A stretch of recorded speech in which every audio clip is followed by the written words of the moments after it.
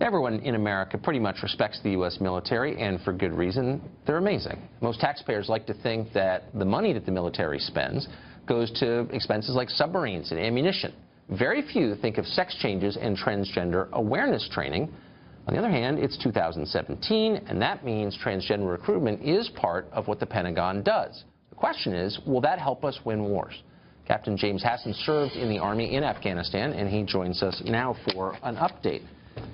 James, thanks a lot for coming on tonight. Thank you for having me, Tucker. So it's really simple. It's not a question of being for or against transgender people, I don't think. Right. It's a question of the Pentagon making decisions that make the services more effective in winning wars and defending the country. I don't think I should be in the military. I don't meet the standards, okay? So my simple question to you is, does the transgender policy make the military more effective in its core task? No, it doesn't. Tucker, this policy is problematic for three reasons. First, there are the obvious privacy concerns, but second, it elevates identity politics over combat preparation. And third, most importantly, it undermines readiness by removing objectivity from our military standards. Okay, so under this policy, the second one, what does that mean? It elevates identity politics over combat readiness. Well, let me explain. So the Army has very specific physical readiness requirements for male and female soldiers. Yes. Based on, like body fat, height and weight, but based on biological differences between males and females. Well, under this policy, a soldier can change their gender in the Army's personnel system without undergoing sex reassignment surgery or any other physical changes whatsoever.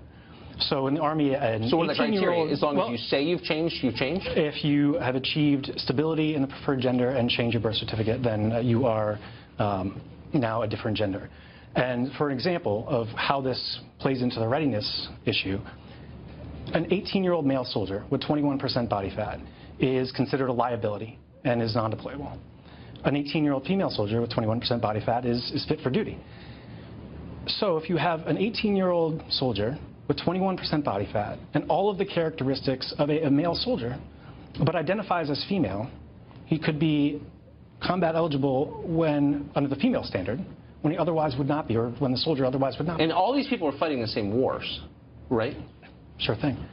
So, I mean, if your only goal was to be the most effective fighting force you could, you'd have a common standard, wouldn't you?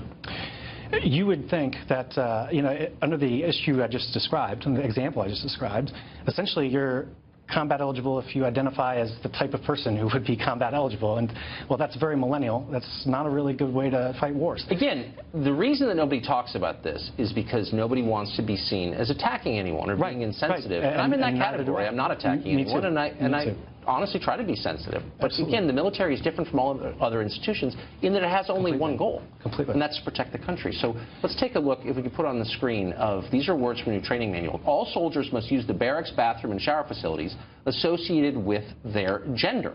Understand you may encounter individuals with the physical characteristics of the opposite sex. Okay, so that's going to all enlisted personnel now? That is force-wide. So everybody in the force took that training. And I actually received the training manuals that I published from a female officer who was justifiably concerned about the answers that she was getting from the Army about this policy. Let me just ask you finally, is there anyone in leadership, civilian or otherwise, in the military who argues that this will make it a more effective force, that will win more wars because of this? Well, I don't want to speak for all servicemen. Have you heard anybody say it? I've never heard anybody say this makes us more effective. And I know the Obama administration's justification was that we had to avail ourselves of all available talent. But then you had a guest on the other night who spoke about, well, it's only going to have a minimal impact on readiness.